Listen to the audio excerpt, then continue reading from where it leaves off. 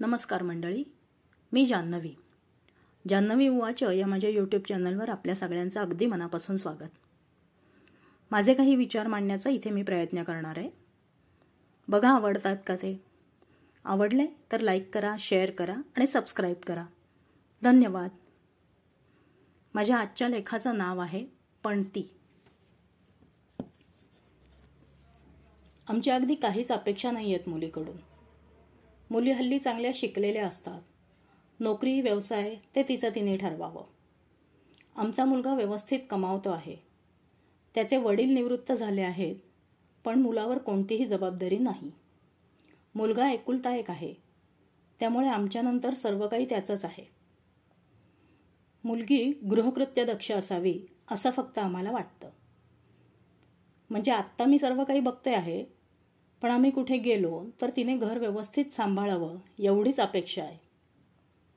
स्थळं बघत असताना हा अगदी नेहमीचा एकतर्फी संवाद. म्हणजे मुलाने शिक्षण घेतलं आणि तो चांगला कमावता झाला की त्याचा कार्यभाग संपला. तो लग्नासाठी एकदम योग्य. पण मुलगी शिकली, नोकरी व्यवसाय करत असली तरीही तिने घर सांभाळावं ही अपेक्षा. घर सांभाळणं या सदरात किती गोष्टी अंतर्भूत असतात. स्वयंपाक पाणी, साफसफाई, आला गेला, पै पाहुणा, लग्नकार्य, दुखणं खुपणं, दवाखाना, औषधांच्या, शाळेच्या वेळा सांभाळणं, मुलांचा अभ्यास, नाती जपणं, ती टिकवणं, शेजाऱ्यांच्या वेळेला धावून जाणं, अशा अनेक गोष्टी यात गृहीत धरलेल्या असतात. तिच्या नोकरी व्यवसायाचा पसारा तिने मांडावा, पण जेव्हा गरज असेल तेव्हा तिने तो पसारा आवरता घ्यावा.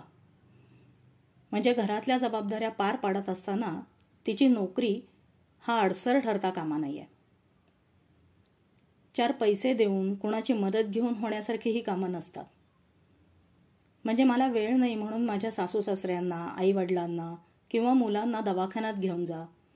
वेळप्रसंगी ॲडमिट करून चांगलं धडधाकट करून घरी घेऊन ये.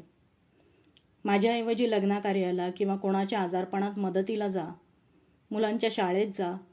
अशी कामं आपल्यालाच करावी लागतात. मग अशा वेळेला मांडलेला नोकरीचा पसारा आवरता घेता यायला हवा. माझ्या माहितीत एक सासूबाई अशा आहेत.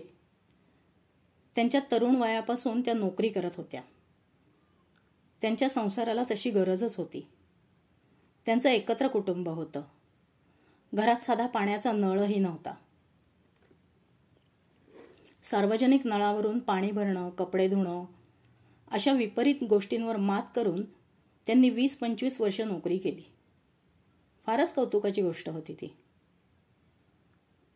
नोकरीची 2-3 वर्ष शिल्लक असताना नोकरी सोडून माझ्या आयुष्यभराच्या मेहनतीवर मी पाणी सोडू शकत नाही असं त्यांनी आपल्या सुनेला निक्षून सांगितलं. सुनेला स्वतःची नोकरी सोडणं भागच होतं. कारण तिच्या जुळ्या मुलांकडे बघणं, त्यांना मोठं करणं ही तिचीच जबाबदारी होती, तिच्या सासूची नव्हे.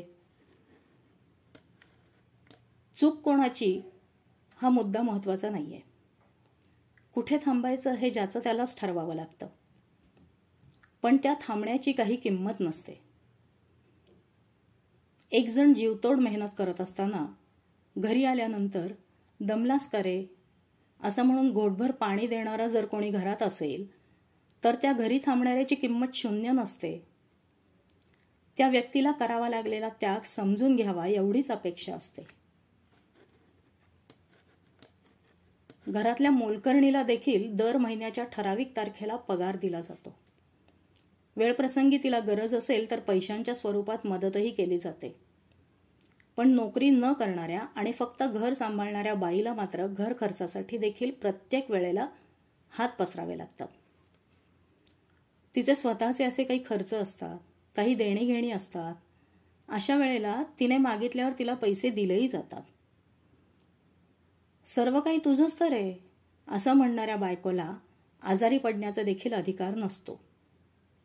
कारण दवाखाना, औषधं यासाठी परत हात पसरणं आलंच. प्रत्येक घरात असंच चित्र असेल असं नाही. प्रत्येक गोष्टीला अपवाद असतातच. पण असं चित्र असलेली असंख्य घरं आजही आहेत. का तुकवायची मान प्रत्येक वेळेला मुलींनी, असा प्रश्नच आपल्याला पडत नाही. मानेवर जू घेऊन केवळ मेहनतच करत राहणाऱ्या बैलाच्या ते इतकं सवयीचं होऊन जातं की गाडीवान नसला तरी तो बैल आपली कामं बिनबोभाट करीत राहतो. तशीच आपली मनं बोथट झालेली आहेत. मुलीच्या जन्माला आली आहेस हे पालुपद सतत चालू ठेवून आपणही तिच्यावर किती बंधनं घालत असतो. मुलगी म्हणून जन्माला आली हा काही तिचा दोष नव्हे. उलट आपण मुलगी आहोत याचा तिला अभिमान वाटेल असं आपलं वागणं असायला हवं.